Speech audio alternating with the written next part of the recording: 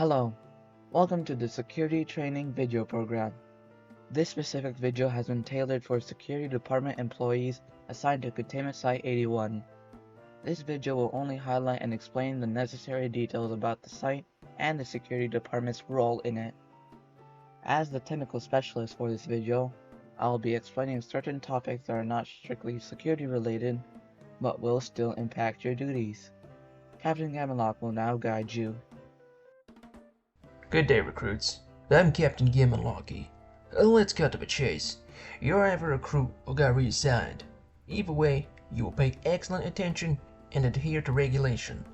If you choose to neglect your duties, don't expect to keep your job for long. You should be smart enough to keep listening and learning. Alright, the basics. Firstly, follow regulation and protocol. Maintain fine discipline and don't fill the halls with lead without an actual threat to shoot at. Secondly, ensure safety. It means keep a lookout for trouble, patrol the place, and respond to emergencies. Lastly, make sure to keep track of what's going on. Suspicious activity and missing items aren't things we can fake with alarms easily. That's where you come in, to make sure everybody is aware something's going down. The main facility is split into 3 zones: entrance, light containment, and heavy containment. The entrance zone is used for general facility operations, recreation, and administration. Very few SCPs are contained in the zone to mitigate security risk, especially during emergencies. The light containment zone holds the more manageable SCPs, which are easy to handle and maintain containment. The light containment zone is also used for filtering of water, sheltering personnel during emergencies, and houses the Class D personnel. The Class D personnel are expendable subjects used in tests by the scientific department that are usually dangerous, or general labor where it would be too dangerous for regular personnel to handle. Routine surveillance, a visible presence, and where necessary, intervention should keep them from escaping or instigating riots. The heavy containment zone houses the more difficult SCPs. These require much more resources and intensive efforts to maintain containment. When assigned to the zone or escorting personnel into the zone, make sure you and your colleagues know about the SCPs contained here, minimizing potential damage and even containment breaches by being smart about it. There are only 2 entrances into the main facility, labeled as Gate A and B. Both gates can access the surface zone through their respective elevators. This zone is for the exterior topside facility, which only contains logistic equipment, vehicle bays, and Gate C, which is the preferred deployment zone for response forces such as the mobile task forces. These are the dormitories. This is where you'll take your time off, go burn some calories, or doze off after your shift. You'll be allocated a room with 3 other colleagues and will have a separate personal locker.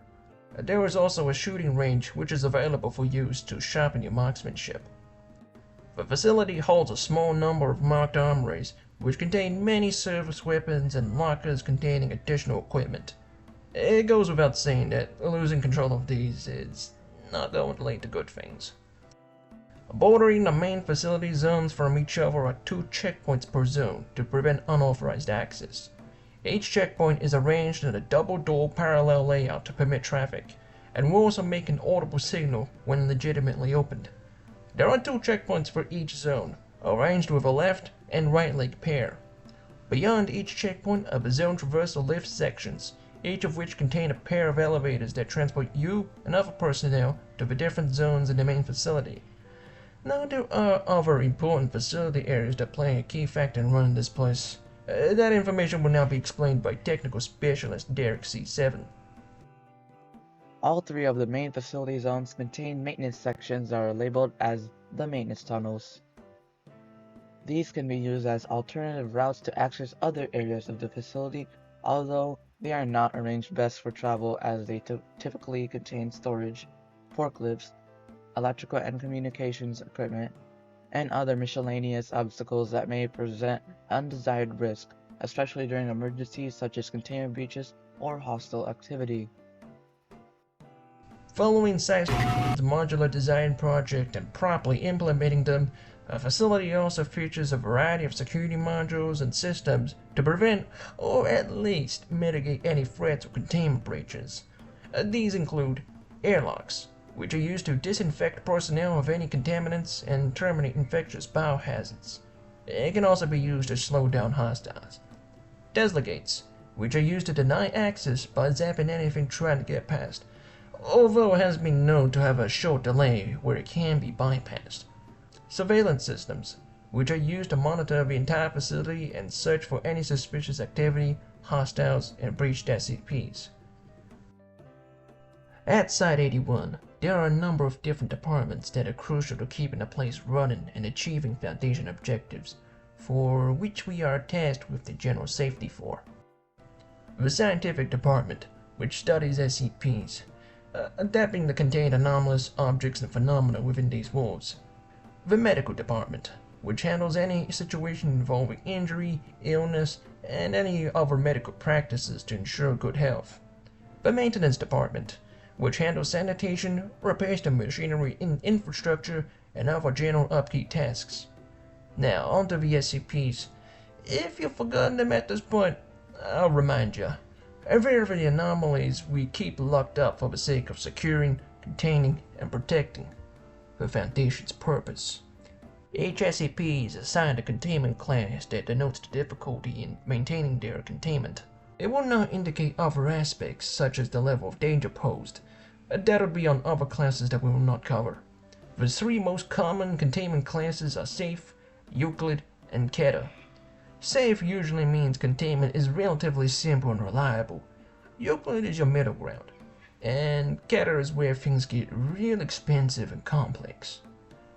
When on duty, you'll be given your equipment used to protect the site and its personnel, which includes primary and secondary surface weapons, radios, site navigator devices, flashlights, and access keycards. When working at the Foundation, threats of all kinds can hinder security and may always be around.